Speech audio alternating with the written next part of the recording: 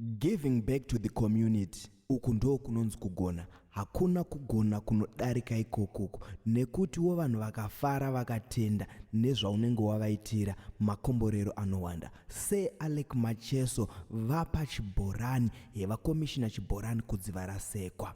Kusangana kwatiri kuita zvakare muri Zimbabwe pano paZimutinesi TV patinokupai maupdates akasiyana siyana, uye ndinoti kana kari kekutanga kusvika pano ndinokumbira kuti ungobaya button rekusubscribe, then turn on the notification bell kuitira kuti usarasikirwe nemaupdates atinokupai pano zuva nezuva.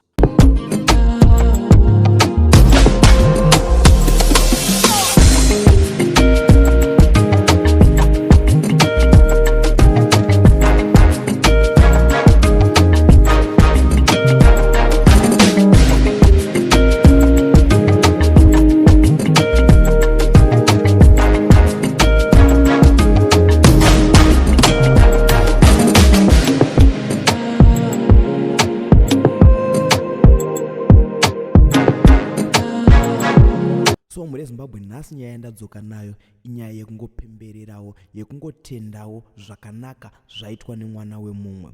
That's why muchiona madhara aya achikomborerwa, that's why muchiona madhara aya achiramba achidiwa, nekuti anoziva kudzorera kuvanhu zvaanenge apiwa nevanhu, nekuti vanoziva kuti mbiri yavainayo yakabva muvanhu, mari yavainayo yakabva muvanhu, uye vanhu vacho ndivo mafanzi avo vanoramba vachidikawo vakaitira vanhu zvakanaka, vanorambawo vaine rukudzo nyangwe vakazopodza vanhu vanenge vachingoti vagona, nekuti vanenge vadzorerawo zvakanaka. So sei Alec Macheso vakomishina chibhorani kudzi varasekwa, iri nzira yekutenda nayo yecommunity kuti aiwa muri vatsigiri vangu vakanaka, so regai ndikuitirei izvi.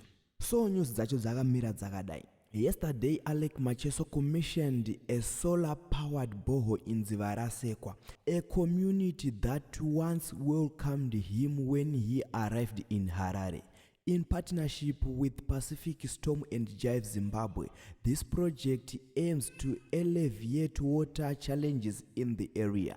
Macheso's personal connection to Dzivarasekwa inspired him to give back to the community through this initiative. So muri Zimbabwe ndo mamiriro akaita nhau yacho. Se Alec Macheso zvinonzi ivo vachitanga kupinda muHarare vakasvikira ivo kuDZ, ndo kwavakatanga kusimuka vari. So vakwanisa ivo kuti vangoti aiwa regai ndidzorerewo zvandakapiwa nevana veDZ nemusha weDZ.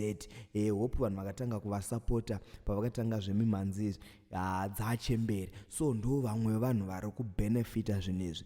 Dai mamusician ese atinawo muZimbabwe achingotiwo kana aitawo chakanaka orangarirawo vanhu vemucommunity, vanhu vakavasimudza, zvisinei vazhinji vacho vanozongoti kana vaputika vanobuka ghetto hauchatovawana, vanenge vatove uptown, vanenge vatove kuother side of Samora, kughetto kwavakabva havachaziva. So muri Zimbabwe ndo nyaya yandanga ndinayo yase Alec Macheso avo vakadai kuita chinhu chakanaka kudzi varasekwa. Tisingakanganwo, se Alec Macheso vane album ravo ravakaburitsa nyowani rinonzi iro kupa kuturika. So amene muri kunakirwa nedzipi, mambodziteereri muri Zimbabwe? Ndakanzwa dziripo dziri kunaka, so ngatingorambei tichivasapota.